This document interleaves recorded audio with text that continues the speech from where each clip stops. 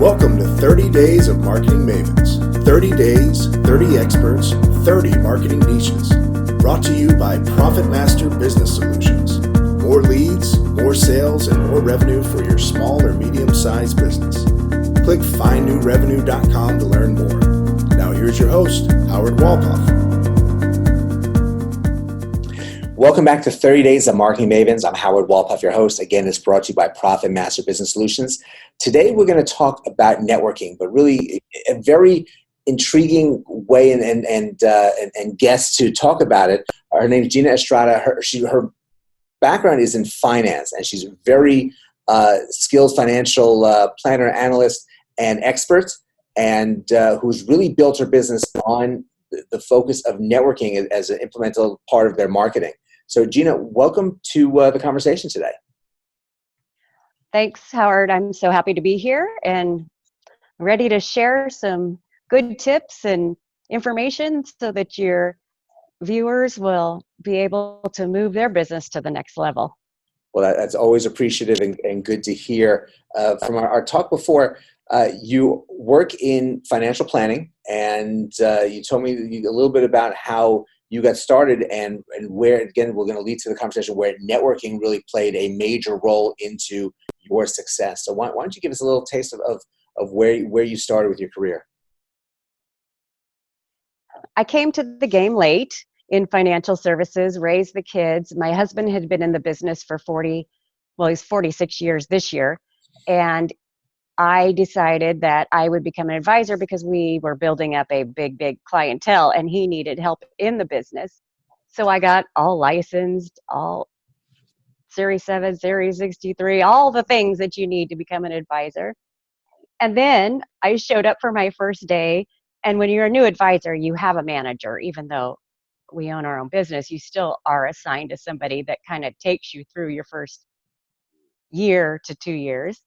And he said, okay, make a list of 100, 200 people that you know. So I started making my list, and we looked at that list and realized that most of them were already clients because it wasn't really a new business for me. I was just new in the business. So he said, wow, you're going to have to really get out there and meet some new people quickly, because I didn't have that warm market that most people start their career off with. I went to my first networking event, and it was at a restaurant, and it was on my way home. And there was a gentleman standing kind of close to the door. We connected eyes. So I walked up, I introduced myself. He had a bunch of flyers in his hand, and he just started launching into his sales presentation so fast. And he was handing me these flyers, and he said, if you refer someone to me, I give you $500.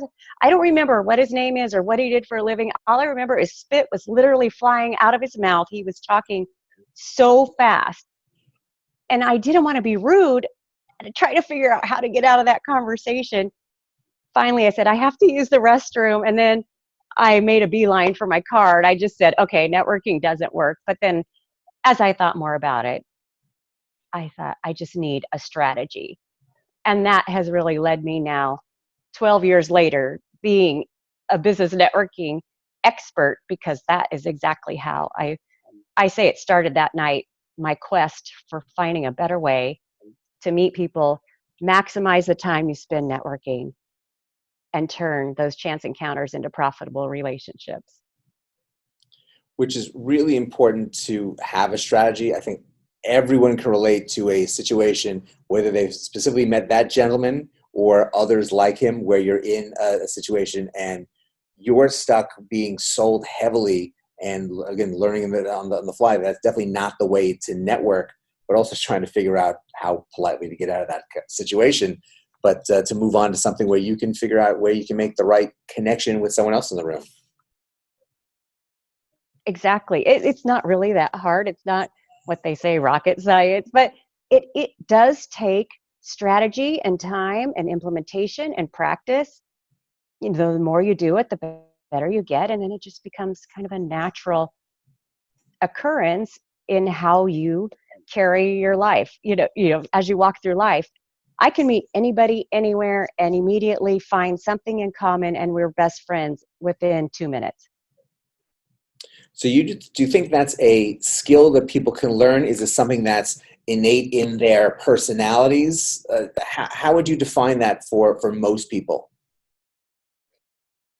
I think we all have the ability to connect with people on that level. However, we do have introverts, extroverts, people that fall somewhere in the middle. But I do know you can learn it, you can practice it and implement it in a manner that works for you and your personality. So how long did it take for you to feel that you've mastered the strategy that you, I guess, started to develop during that conversation you were having with that gentleman? I would say a year. Within a year, I had 300 qualified prospects in my pipeline because of that one experience. And then, of course, it's just gone crazy from there. So what kind of things does it take to have the right networking strategy?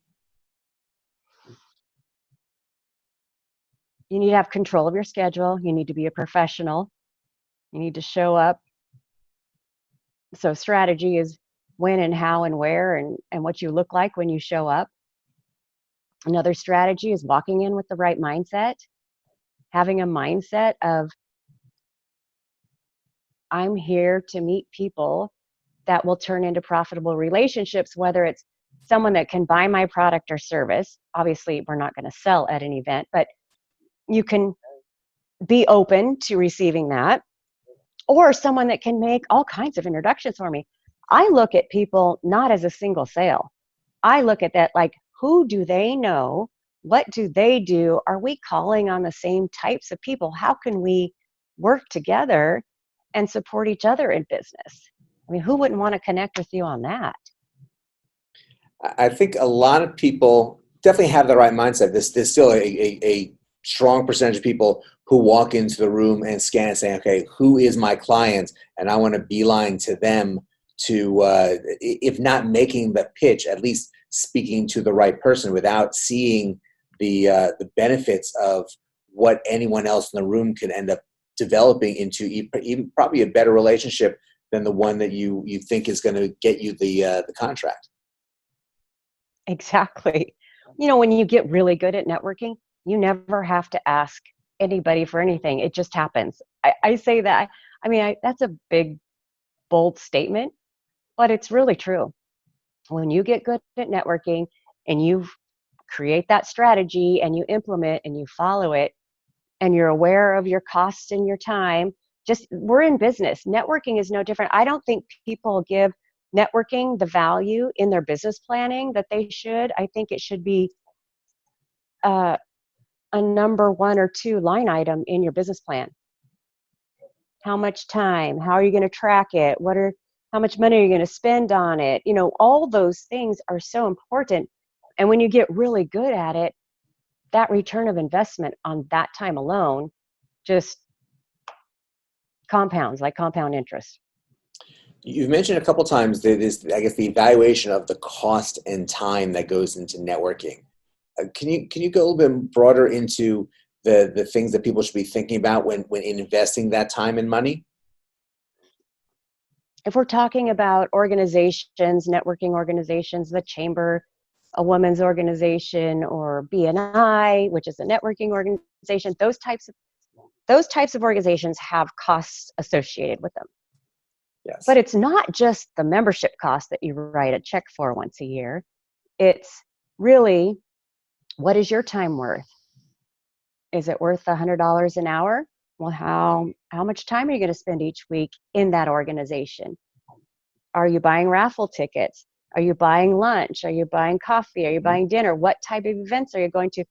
All those those are all expenses. Those are all business expenses related to networking. And if you don't have a good hold on that first, the rest of it can't really fall in place, because we're going to, I work on really narrowing that down to, okay, this is how much I'm spending in this organization. This is how many people I have access to. This is a percentage of people that fit into my target market or center of influence, because that's a big thing too. Just because your target market's not there doesn't mean it's not a place for you. So how many times do they meet? Do I have access to posting on social media? Do I have access to email lists? What are all the benefits of membership that I can use in my calculation to decide how much time and effort and money I'm going to spend within that organization? And then really bottom line key is follow up. After all that, once you're in, you have to work. Now it's work. Yes, at times networking feels like a second job because of all the time and effort and the follow-up. But then again, that's what sales is. And if you're not doing sales, if you're doing sales the right way, you're picturing 5, 10, 15 times touches for people. So this all falls into that schedule and strategy with communicating. The nurturing these networking contacts might get you 2 or 3 clients along the way, and hopefully sooner rather than later. Exactly. And, like I said, once you practice, Mel Kaufman wrote the book, The Little Miracles. It was a tool that I've used. I have a 4-week mastermind that I teach this strategy, and I use that as a tool. He says, don't wing it. Leave that to the birds. And that's how I feel. 99% of us just wing it, thinking there's no value in it. And really, it's one of the most valuable things you have. It's networking time. Which makes sense. So let me ask a question that's going through my head. Looking at the value of time, what are some of the strategies that people go into this? Because you've spoken to a lot of people, especially with the mastermind. What are the strategies that people are going in that really don't work that you've come across? Well, one strategy is I joined, I'm here, and it doesn't work. No one bought my product. That's a strategy, believe it or not, that a lot of people take. That doesn't work. I always say it's called net work, not net sit. So just because you're there doesn't mean that everyone's going to run over and buy your product or your service. So another thing that doesn't work is always coming at somebody with your product or service. It's like, you know those people that you see them at events and you can just see them coming. They're making a beeline across the way and everyone's trying to no, don't come talk to me. I know what you do. I don't need it, or, can you just talk about something else besides your product or service? Like they just keep coming at you. That doesn't work. You have to connect with people on a different level that leads to whatever you have and whatever they have and knowing it equally. Another thing that doesn't work is meeting someone and having a one-on-one, a coffee meeting, whether it's virtually or in person, because this works both for virtual and in-person meetings with no clear agenda. I hear people, we spent 2 hours, and I'm like, okay, well, what did you accomplish in those 2 hours? Was there any sort of strategy or thought behind or follow-up, or where are you going with this relationship? Oh, no, we just talked about kids and books, and that's okay. We have to talk about those things. That's how you get to know people. Yep. But you should never enter a meeting, I don't care what kind of meeting it is, without a clear agenda of the things you want to get accomplished in that meeting before you leave. Which makes sense. 2 hours in someone's day is a significant amount of time. And if you're walking out of there with nothing, and there are times, I think a lot of these examples, you'll never see or speak to that person again. What did you really gain from that time? It's really, you look at what did you lose from that time? Exactly. And if you know your value, if you know your hourly value of your time, you won't make that mistake. Yes, exactly. You feel that the minutes ticking in the back of your head. If you're wasting the time, got to get it on track to a strategy to make sure that, Right. that the value is there. So let's turn it on the more on the positive. What would be the number one strategy that you use for yourself and your clients for them to reach their marketing goals?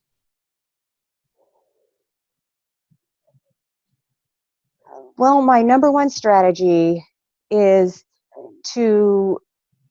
I help people overcome being over networked and underpaid, entrepreneurs, business owners, salespeople, so that they can maximize the time they spend networking. And I help them turn those chance encounters into profitable relationships. That's really the bottom line. Taking the time, doesn't have to be all day.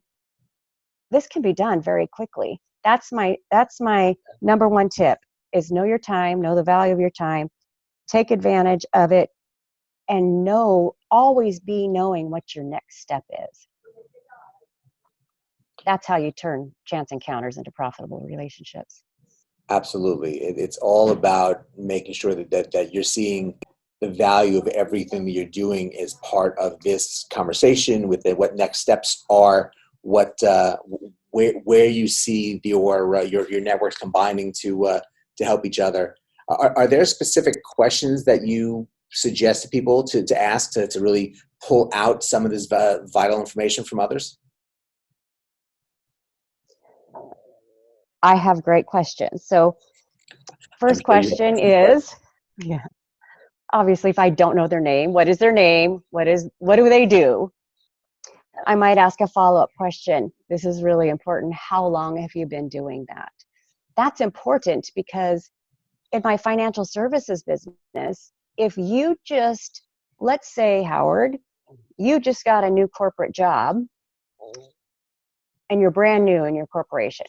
You probably aren't truly networked in that corporation yet, but I'm going to find out, and you're going to tell me, oh, I spent the last 20 years at this other big corporation over here, and you know everybody there. So that's important to me because I might already have my thinking cap on. I'm not going to tell you this, but if I'm looking at 401k or executive buy-sell agreements or things in financial services, you're going to be a true value to me. And I just met you because you spent 20 years in this corporation over here that I would like an introduction to. Obviously, I'm not going to share this with you in our first meeting, but that's already in my head. Sure. I've identified I am going to get to know Howard better. We're definitely having coffee next week. So that is a key question. Finding out where people came from, where they are now, kind of putting that puzzle piece together.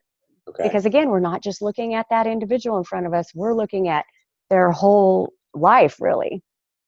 If I'm talking to a woman and I know she's married, I will ask, what does your spouse do? There's a whole lot of information in the answer to that question. Yes, there is. I have very specific questions that lead me to gathering information when I meet this person so that I can decide within 2 to 3 minutes how I'm going to end. Oh, here's a bonus tip for you. Okay. Always know how you're going to end that chance encounter. So I formulate my questions and I have already decided, like I said, Howard, I'm going to meet you next week for coffee. I know exactly how I'm going to end our conversation because I can't spend all night with you at a networking event. We only have 30 minutes to get out and meet people. I've spent enough time that I know we're going to exchange information and we're going to become best friends. So that's another question. Another good question that most people cannot answer, and you have to I kind of help pull it out of them. Who is your ideal client? Most people will say, oh, anybody that blah, blah, blah. When really I'll say, well, let's narrow it down a little bit more. Of your last 10 best sales, who were they to? You know, are they women? Are they men? Are they married? Are they, entrepreneurs? Are they small business owners? Where did they come from and how did you meet them? Because again, that's a good information gathering question for me. So when we have our follow-up, we're going to expand on that. So those are pretty key questions that just get people talking because they like to talk about themselves. And then I quickly end it with, it's been so nice meeting you. I'm sure there are others here you'd like to meet. Let's exchange cards and I'll call you tomorrow and we'll set up coffee for next week. End of story. Move on. Or if I really decide, Howard, that I don't have a connection with you, I can simply say, it's been really nice meeting you. I'm sure there are others here you'd like to meet. I hope to see you again. And we part rather than get caught in that round and round and round conversation going nowhere. I think those are great ways to transition. I think a lot of people, again, the people don't know how to get out of the conversation without some awkward, hurt feelings, but just a weird moment to just walk away from somebody. But that really smooths things out because you're redirecting them. if you're not a connection for them, perhaps because you had them turn to somebody else, they may make the connection they're looking for that night. So you're helping them in many Exactly. ways, as opposed to just getting out of a conversation that isn't going anywhere for your time, efforts, and money. Exactly. And again, this happens very quickly. Because you have to take all the focus of that time, whether you're going to spend an hour at an event or 2 hours. Again, it's vital that you are utilizing your time wisely. It's your time and efforts there to see how you're going to schedule your next couple of weeks, hopefully getting 2 or 3 meetings out of this. And you want to hit as many people as possible to do better your prospects. Exactly.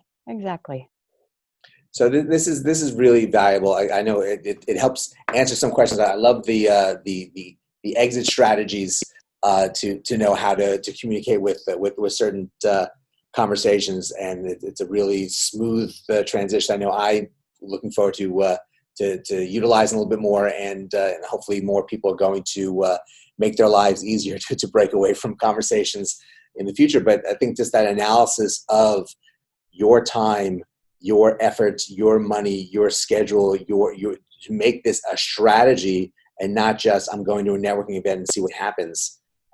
It's well focused, well spent for successes well earned. Exactly. A little planning goes a long way. Absolutely. So Gina, thank you so much for joining us today. I'm wondering if people want to get more information about your strategies and connecting with you, what's the best way for them to reach out to you? They can go to espressobrain.com. That's ESPRESSOBRAIN.com, and find out about the 4-week networking mastermind, which I put together because I had so many people coming to me asking me to help them. And again, I only have so much time. The masterminds are awesome. Everybody learns from each other, and it becomes like a networking event in itself. So very happy with the networking masterminds. There's a lot of valuable information on the website too. There's a couple free downloads on return of investment in groups and organizations. And if you want to connect with me on Facebook, my personal page is Gina Peterson Estrada. All right, perfect. Thank you so much for that, and I hope people take full advantage of that. And thank you for your time today. Thank you so much, Howard. And everyone, look forward to. Sorry, a little bit of delay, but thankfully we're able to get through this entire conversation before that actually hitting. So thanks to technology today for working well. Thank you all for joining us today. This really was great, and hopefully will help you network to your next great contact and even better contract. And please keep checking in every day for all these different experts and really great tips that will help you better your careers. So go out, have a great day today, and we will see you next time.